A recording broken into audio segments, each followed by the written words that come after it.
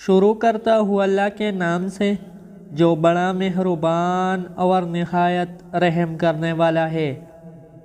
رمضان المبارک کے دنوں کے وظیفے: بعد نماز فجر یا رحیم 133 مرتبہ، بعد نماز ظہر یا کریم 133 مرتبہ، بعد نماز عصر یا رزاق 133 مرتبہ، بعد نماز مغرب سورہ فاتحہ 133 مرتبہ۔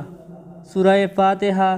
بسم اللہ الرحمن الرحیم، الحمدللہ رب العالمین، الرحمن الرحیم، مالک یوم الدین، ایاک نعبد و ایاک نستعین، اہدنا الصراط المستقیم، صراط الذین انعمت علیہم غیر المغضوب علیہم ولا الضالین۔